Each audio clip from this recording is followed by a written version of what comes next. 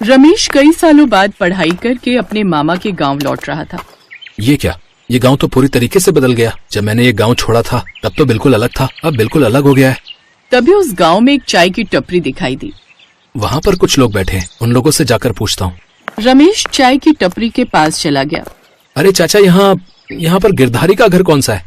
बेटा, लगता है पहली बार इस गांव में आए हो। आओ बैठो, पहले गर्मा गर्म मीठी मीठी चाय पियो, जिससे तुम्हारी थकावट दूर हो जाएगी। उसके बाद जो है मैं तुम्हें गिरधारी का मकान भी बता दूंगा। ठीक है चाचा, बढ़िया चाय बनाओ। वैसे चाचा, मैं इस गांव में नया नहीं हूँ, गिरधारी मेरे मामा है, लेकिन मैं इस गांव में 10 साल बाद आया हूँ। मैं तुम्हें देखते ही समझ गया था बेटा कि तुम गिरधारी के भांजे हो, लेकिन थोड़ा सा शक था, वो भी तुमने दूर कर दिया। तुम बचपन में बहुत शैतानी करते थे, मुझे सब याद है। चाचा ने उसे रास्ता बता दिया और वो वहाँ से उठकर चला गया। चलते चलते उसे काफी देर हो गई, लेकिन अपने मामा का घर वो नहीं ढूंढ पाया। तभी रास्ते में उसे एक औरत दिखाई दी, जिससे उसने रास्ता पूछा। अरे चाची, यहाँ पर गिरधारी का घर कहाँ पर है? सीधे सीधे जाना, फिर दाएं मुड़ जाना, कोने में जो है झोपड़ी गिरधारी की है। बहुत बहुत शुक्रिया चाची। रमेश सीधे चला गया, फिर दाएं मुड़ गया, लेकिन थोड़ी दूर चलने के बाद ही उसे फिर से वही चाय की टपरी दिखाई दी, जिस पर अभी अभी वो थोड़ी देर पहले चाय पीकर आया था। अरे चाचा, मैं तो घूम फिर कर फिर से आपकी दुकान पर आ गया। मुझे सही सही रास्ता बताइए कि गिरधारी चाचा का घर कहाँ है? अरे बेटा, कौन हो तुम तो पहली बार मेरी दुकान पर आए हो। चेहरा को जाना पहचाना लग रहा है। अरे चाचा, आप इतनी जल्दी भूल गए? मैं बस 5 मिनट पहले ही तो आपकी दुकान पर चाय पीकर गया था। चाहो तो इन लोगों से पूछ लो। अरे बेटा, हम मानते हैं कि तुम शहर से पढ़ लिख कर आए हो, लेकिन हम भी बेवकूफ नहीं हैं। क्यों मजाक कर रहे हो? तुम तो पहली बार इस दुकान पर आए हो। ऐसा करो, सीधे सीधे जाना, फिर दाएं मुड़ जाना, कोने में जो मकान है वो गिरधारी का है। खैर, रमेश ने वहाँ पर कुछ नहीं बोला और जैसा उन्होंने रास्ता बताया वैसे वैसे वो चला गया। लेकिन एक बार फिर से वो उन्हीं चाचा की चाय की टपरी पर पहुँच गया। अब तो आप लोग मुझ पर यकीन करेंगे ना? देखो, मैं फिर से आपकी दुकान पर आ गया। देख रहे हो तुम लोग, मेरी चाय की टपरी दूर दूर शहरों में भी फेमस हो गई है। देखो ये नौजवान कितनी दूर से चलकर मेरी दुकान पर आया है। लेकिन बेटा, तुम्हारी शक्ल तो जानी पहचानी लग रही है। आप लोग मेरे साथ बार बार ये कैसा मजाक कर रहे हैं? मैं 2 बार आपकी दुकान पर आ चुका हूँ, आपसे रास्ता पूछ चुका हूँ, लेकिन आप लोग हैं कि मेरे साथ मजाक कर रहे हैं। गाँव वालों, लगता है ये कोई बहरूपिया है। सब लोग अपनी अपनी लाठी उठाओ और इसको यहाँ से भगाओ। रमेश अपना बैग लेकर भागने लगा। जब उसने देखा कि पीछे कोई नहीं है, तब वो उठकर फिर से वहाँ से जाने लगा। ये गांव बड़ा अजीब है। हे ऊपर वाले, इस बार मुझे मेरे मामा के घर पहुँचा दे, फिर से चाचा की दुकान पर मत भेज देना। रमेश वहाँ से उठा और जाने लगा, लेकिन थोड़ी दूर चलने के बाद एक बार फिर से उसे वही चाय की टपरी दिखाई दी। चुपचाप यहाँ से निकल जाता हूँ, वरना ये लोग फिर मुझे दौड़ा देंगे। रमेश इस बार चुपचाप वहाँ से जाने लगा, लेकिन तभी दुकानदार ने उसे रोक लिया। अरे रमेश बेटा, क्या हुआ? तुम्हारे मामा का घर तुम्हें अभी तक नहीं मिला क्या? ये सुनकर रमेश हक्का बक्का रह गया। उसे कुछ भी समझ में नहीं आ रहा था कि वो उससे क्या कहे। तुम्हें मैं दोबारा चाय पिलाता हूँ, फिर मैं अपने लड़के को भेज दूंगा, वो तुम्हें तुम्हारे मामा के घर छोड़ देगा। घबराओ मत, तुम शहर के लोग बहुत जल्दी घबरा जाते हो। ठीक है चाचा, लेकिन आप लोग मुझे मारेंगे तो नहीं? ये तुम कैसी बातें कर रहे हो बेटा? हम भला तुम्हें क्यों मारेंगे? खैर, रमेश को कुछ समझ में नहीं आ रहा था, इसलिए उसने कुछ नहीं बोला। छोटू, रमेश भैया के साथ जाओ और गिरधारी काका के घर तक छोड़कर आना। ठीक है काका, चलो रमेश भैया। रमेश चुपचाप उस लड़के के साथ चलने लगा। रमेश उस लड़के से कुछ बोल नहीं रहा था, क्योंकि उसे डर लग रहा था। चलते चलते दोनों काफी दूर तक निकल आए, लेकिन अभी तक गिरधारी का घर नहीं मिला। तभी अचानक रमेश ने देखा कि वो लड़का वहाँ से गायब था। ये लड़का तो अभी मेरे साथ था, अचानक कहाँ गायब हो गया? कहीं मैं कुछ ज्यादा तेज तो नहीं चल रहा हूँ? हो सकता है वो लड़का पीछे रह गया हो। रमेश ने जैसे ही पीछे पलट कर देखा तो पीछे एक लड़की थी। अरे क्या हुआ?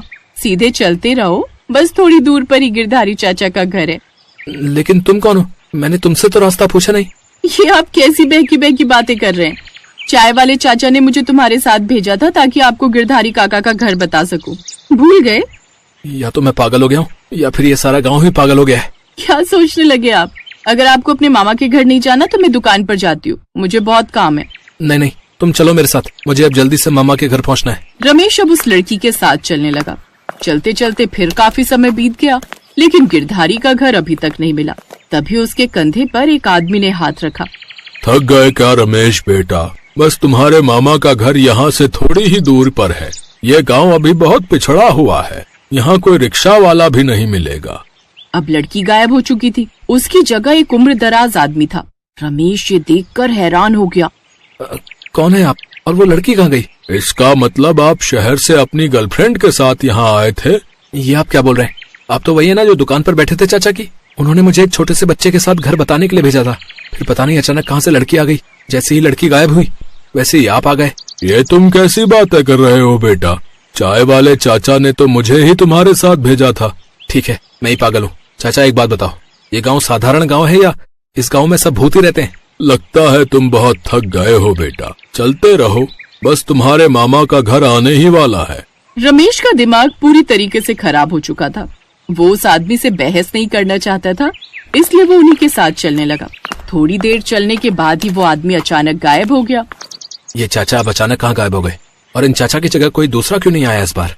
रमेश सीधा चलता जा रहा था, लेकिन तभी वो अचानक उसी लड़के से टकरा गया जो छोटा सा लड़का उसे उसके मामा के घर छोड़ने जा रहा था। क्या हुआ रमेश भैया? रमेश अब पूरी तरीके से पागल हो चुका था। बेटा मुझे लगता है मैं बहुत थक गया हूँ। पता नहीं तू कहाँ गायब हो गया था। तेरी जगह कोई लड़की आ गई थी, फिर उस लड़की की जगह कोई चाचा आ गए थे। भैया ये आप कैसी बातें कर रहे हैं? मैं तो शुरू से ही आपके साथ चल रहा हूँ।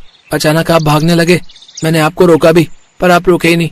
फिर मैं पीछे वाली गली से भागकर आपके सामने आ गया और आप मुझसे ही टकरा गए। अच्छा ठीक है, मैं तेरा हाथ पकड़ लेता हूँ ताकि इस बार कोई गड़बड़ ना हो। मेरा हाथ पकड़ कर ही चलना, छोड़ना मत। रमेश ने उस लड़के का हाथ पकड़ लिया और आगे बढ़ने लगा। काफी दूर तक चलने के बाद फाइनली रमेश को अपने मामा का घर दिखाई दे गया। अब जाकर उसे थोड़ी शांति मिली। शुक्र है ऊपर वाले का, कम से कम मेरे मामा का घर दिखाई तो दिया। लेकिन मामा ने घर काफी अच्छा बनवा लिया है। हाँ बेटा, सब ऊपर वाले की रहमत है। मैंने दिन रात मेहनत करके अच्छा मकान बनवाया है। जल्दी से घर के अंदर चल, अब तो माया भी बड़ी हो गई है। ये सुनकर रमेश एक बार फिर से घबरा गया। रमेश ने जिस लड़के का हाथ पकड़ रखा था वो लड़का अब गिरधारी बन चुका था। मामा आप? क्या हुआ? मुझे देखकर चौंक क्यों गया? मैं गहरी नींद में सो रहा था, तभी मेरे पेट में गैस बनने लगी तो सोचा थोड़ा गांव में बाहर घूम लूं। बाहर निकल कर देखा तो गली में तो तू बेहोश पड़ा था। मैं किसी तरह तुझे होश में लाया और उसके बाद तेरा हाथ पकड़कर ही मैं तुझे यहाँ तक लाया हूँ। लेकिन मामा मैं तो उस लड़के के साथ आ रहा था। मैं सब कुछ समझ गया, घर चल समझाता हूँ। घर पहुंचकर रमेश ने उसी लड़की को देखा जो अभी थोड़ी देर पहले उसे रास्ता दिखा रही थी। तुम यहाँ? बेटा ये अपनी माया है, अब बड़ी हो गई है। मैं सब बताता हूँ ताकि तुम्हारी हैरानी खत्म हो जाए। भांजे ये गांव अब जादुई गांव बन चुका है। रात के समय ऐसी घटनाएं सबके साथ हो जाती हैं, इसलिए रात में बाहर कोई नहीं निकलता। पर अभी तो दिन का टाइम है ना? नहीं भैया, एक बार बाहर निकल कर देखो, रात के 12 बजे हैं। रमेश ने बाहर जाकर देखा तो दिन के नहीं बल्कि रात के 12 बजे थे। बाहर अंधेरा था।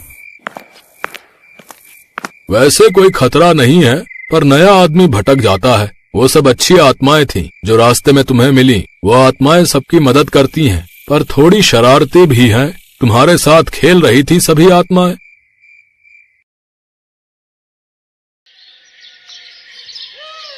प्रतापनगर में सुंदरलाल नाम का एक दर्जी अपनी पत्नी शांति और बेटी संध्या के साथ रहता था।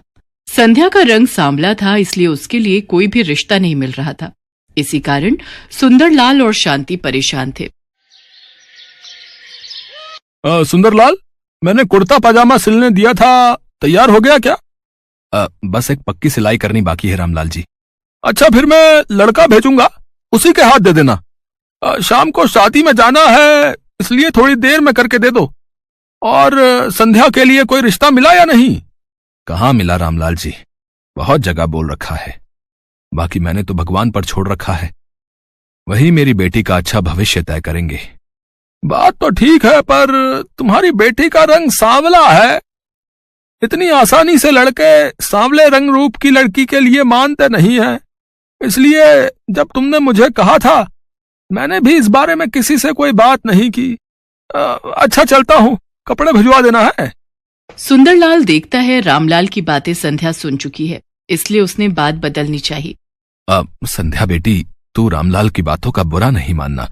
वो तो बस बापू, मुझे पता है मेरे कारण आपको कितना सुनना पड़ता है। सब कितनी बातें बनाते हैं, मुझे अच्छा नहीं लगता। ना बिटिया ना, ऐसा कभी मत सोचना। तू तो हमारी जिंदगी से बढ़कर हमें प्यारी है। मैं भी आप दोनों से बहुत प्यार करती हूँ बापू। अच्छा लाओ, कुछ कपड़े मैं सिल देती हूँ, आप थक गए होगे। संध्या का उदास चेहरा देखकर सुंदरलाल उस समय चुप हो जाता है। संध्या कपड़े सिलने लगती है। संध्या भी सुंदरलाल की तरह बहुत अच्छे कपड़े सिलती थी। एक दिन उस राज्य के राजकुमार का जन्मदिन था, जिसमें पूरे नगर को न्योता दिया गया था। सुनो सुनो नगरवासियों, ध्यान से सुनो। राजकुमार वीर सिंह के जन्मदिन की खुशी में पूरे नगर को दावत का न्योता दिया जा रहा है। राजा भानु प्रताप सिंह और रानी सुनंदा अपने बेटे वीर सिंह का 25वां जन्मदिन धूमधाम से मना रहे हैं। अरे वाह, राजकुमार वीर सिंह के जन्मदिन की दावत सचमुच देखने वाली होगी। मैं तो बहुत सुंदर तैयार होकर जाऊंगी। मैं भी। पर हम राजकुमार को क्या उपहार देंगे? ऐसे खाली हाथ जाना तो अच्छा नहीं लगेगा। अरे हम क्या देंगे? हमारे माँ बापू भी तो जा रहे हैं, वही देंगे। हम क्यों चिंता करें? पूरे नगर के लोग राजकुमार के जन्मदिन में जाने की तैयारी कर रहे थे। सुनो जी, मैं सोच रही थी हम दोनों तो जन्मदिन की दावत में जा नहीं रहे। तुम्हारी तबीयत भी ठीक नहीं है, पर किसी न किसी को तो जाना चाहिए। इसलिए संध्या को उसकी सहेलियों के साथ भेज देते हैं, नहीं तो महाराज और महारानी को बुरा लगेगा। ठीक है, ये बात सही रहेगी संध्या बिटिया। तू राजकुमार वीर प्रताप जी के जन्मदिन की दावत के लिए चली जाना। ठीक है, आप चिंता मत करो, मैं रेखा और सुनैना के साथ चली जाऊंगी। संध्या राजकुमार के जन्मदिन के लिए जाने के लिए तैयार तो हो गई, पर वो यही सोच रही थी कि आखिर वो राजकुमार के लिए उपहार में क्या ले जाए। तभी उसके दिमाग में एक तरकीब आई। राजकुमार के जन्मदिन के लिए एक सुंदर सी पोशाक तैयार करके ले जाती हूँ, उनको पसंद आएगी। संध्या राजकुमार के लिए बहुत ही सुंदर पोशाक तैयार करती है और सबके साथ राजमहल पहुँचती है। बहुत संख्या में लोग जन्मदिन की दावत में पहुँचे थे। उन सबके बीच संध्या घबरा रही थी। राजकुमार को तो इतने ढेरों उपहार मिल रहे हैं, इतने सारे उपहार में मेरे द्वारा सिली हुई मामूली सी पोशाक क्या राजकुमार को पसंद आएगी? राजकुमार को अपने हाथ से देने की हिम्मत तो मेरे में है नहीं। चुपचाप उनके कक्ष में रख देती हूँ। संध्या पोशाक को राजकुमार के कक्ष में रखकर घर आ जाती है। संध्या बिटिया, तू राजकुमार से बिना मिले ही आ गई। उन्हें पता कैसे चलेगा कि तूने उपहार में उन्हें वो पोशाक दी है? कोई बात नहीं बापू, वैसे भी अब तक राजकुमार इतने सारे उपहारों के बीच मेरी दी हुई पोशाक भूल भी चुके होंगे। संध्या जैसा सोच रही थी वैसा कुछ भी नहीं था। राजकुमार जब कमरे में पहुंचा तो उसने वो पोशाक वहां रखी देखी। अरे, ये उपहार मुझे किसने दिया है? ये तो बहुत सुंदर पोशाक है, अद्भुत। मुझे जहां तक याद है सबने मुझे उपहार दिए। मैंने सबका चेहरा देखा, पर ये उपहार तो मेरे हाथ में किसी ने नहीं दिया। कैसे पता चलेगा कि ये उपहार किसने दिया है? और मेरे हाथों में दिए बिना ही यहां मेरे कक्ष में रख दिया। राजकुमार महाराज, महारानी, सेनापति, दास दासी सबसे पूछता है, पर किसी को भी इस बारे में कुछ नहीं पता था। राजकुमार हैरान रह जाता है कि ऐसा क्यों हुआ। किसी ने अगर इतना सुंदर उपहार देना भी था तो उसको सामने से देता, चोरी छुपे कौन रख गया? राजकुमार वापस अपने कक्ष में आता है, तभी उसकी नजर अपने द्वार पर अटके एक दुपट्टे के टुकड़े पर जाती है। राजकुमार महल की सभी दासियों से दुपट्टे के टुकड़े के बारे में पूछता है, पर किसी भी दासी के पास ऐसा दुपट्टा नहीं था। राजकुमार को यकीन हो जाता है कि ये टुकड़ा यकीनन उसी लड़की के दुपट्टे का है जो उसके कमरे में वो पोशाक रख कर गई है। राजकुमार इस बात का पता लगाने के लिए पूरे नगर में सैनिकों को भेजता है। वो पोशाक किसने दी उसके लिए सब मना कर देते हैं। भाई, हमने तो बहुत महंगा उपहार दिया था। राजकुमार को चांदी की प्याली दी थी, हमने ये उपहार में पोशाक नहीं दी। उस समय सुंदरलाल, उसकी पत्नी और बेटी संध्या जरूरी काम से नगर से बाहर गए हुए थे, इसलिए उनसे पता करना रह जाता है। पर सैनिक ये बात राजकुमार को नहीं बताते। राजकुमार बहुत परेशान था। अब तो उसके पास एक ही रास्ता था, इस दुपट्टे के टुकड़े की असलियत जानने का। माँ, पिताजी, अब मेरे पास एक ही रास्ता है। मैं अपना स्वयंवर रखना चाहता हूँ, ताकि उस स्वयंवर में सभी लड़कियां आए और वही पोशाक पहने जो उन्होंने मेरे जन्मदिन के उत्सव में पहनी थी। मुझे पता चल जाएगा कि ये दुपट्टे का टुकड़ा किसका है, फिर मैं उसी लड़की से विवाह करूंगा। इससे मुझे अपने प्रश्न का उत्तर भी मिल जाएगा। ठीक है पुत्र, अब तुम इस योग्य हो चुके हो कि तुम अपना जीवन साथी चुन सको। जैसी तुम्हारी इच्छा पुत्र, हम आज ही नगर में तुम्हारे स्वयंवर की घोषणा करवा देते हैं। राजकुमार उस दुपट्टे के टुकड़े के बारे में किसी से कुछ नहीं कहता। वो तो चुपचाप उस बारे में जानना चाहता था जिसके दुपट्टे का ये टुकड़ा था। नगर में घोषणा कर दी जाती है और ये बात सुंदरलाल के कानों तक भी पहुंचती है। संध्या बेटी, तुम्हें भी स्वयंवर में जाना चाहिए। तुम्हारे पिताजी ठीक कह रहे हैं संध्या बेटी। नगर की सभी लड़कियां स्वयंवर के लिए जा रही हैं। अगर तुम नहीं गई तो महाराज क्रोधित हो जाएंगे। उन्होंने नगर की सभी युवा कन्याओं को स्वयंवर के लिए आमंत्रित किया है। पर मेरा वहां जाने का कोई फायदा नहीं, क्योंकि मैं तो देखने में बिल्कुल भी सुंदर नहीं हूँ। राजकुमार तो मेरी ओर देखेंगे तक नहीं, फिर मैं वहां जाकर क्या करूंगी? बेटी, ये तो भाग्य की बात है। अगर तुम्हारे भाग्य में राज सुख लिखा है तो उसे कोई नहीं छीन सकता, और यदि नहीं लिखा तो तुम अपना कर्तव्य निभाकर लौट आना। नगर की सभी लड़कियां उसी पोशाक में राजमहल पहुंचती हैं जो उन्होंने राजकुमार के जन्मदिन के उत्सव में पहनी थी। राजकुमार की नजरें तो उस लड़की को ढूंढ रही थी जिसके दुपट्टे का टुकड़ा अभी भी राजकुमार के हाथ में था। राजकुमार ने आज वही पोशाक पहनी थी जो संध्या ने उसे उपहार में दी थी। इनमें से तो कोई भी लड़की वो नहीं है। आखिर ये किसके दुपट्टे का टुकड़ा है? कहीं मेरी ये योजना विफल ना हो जाए। राजकुमार अभी इस बारे में सोच ही रहा था कि तभी संध्या महल में प्रवेश करती है। संध्या ये देखकर हैरान रह जाती है कि राजकुमार ने वही पोशाक पहनी है जो उसने सिल कर दी थी। राजकुमार ने मेरी दी हुई पोशाक पहनी है। इसका मतलब राजकुमार को मेरे द्वारा सिली हुई पोशाक पसंद आई। ये देखकर मैं बहुत खुश हूँ। बापू और माँ अगर ये सुनेंगे तो वो भी बहुत खुश होंगे। संध्या अभी ये सब देखकर मुस्कुरा ही रही थी कि तभी राजकुमार वीर प्रताप की नजर उसकी पोशाक पर जाती है। यही है वो जिसकी मुझे तलाश थी। आप सब जानना चाहते हैं मैंने ये स्वयंवर क्यों रखा है? क्योंकि मैं अपना जीवन साथी चुनना चाहता था। जिस लड़की की मुझे तलाश थी आज वो मेरे सामने खड़ी है। मैं उसका नाम तो नहीं जानता, पर आज जो पोशाक मैंने पहनी हुई है उसी लड़की ने मुझे उपहार में दी थी। क्या वो लड़की मेरी जीवन संगिनी बनना चाहती है? सब लड़कियां एक दूसरे का चेहरा देख रही थी, क्योंकि उनमें से किसी ने भी ये पोशाक राजकुमार को नहीं दी थी। संध्या तो सच जानती थी। वो हैरान रह जाती है। राजकुमार उसकी ओर बढ़ता है और उसका हाथ थाम लेता है। राजकुमार, मैं आपके लायक नहीं हूं। आपको तो मेरे से भी सुंदर लड़कियां मिल जाएंगी। संध्या, प्रेम तो दिल से होता है। मैं तो उसी पल ही तुम्हें अपना दिल दे बैठा था।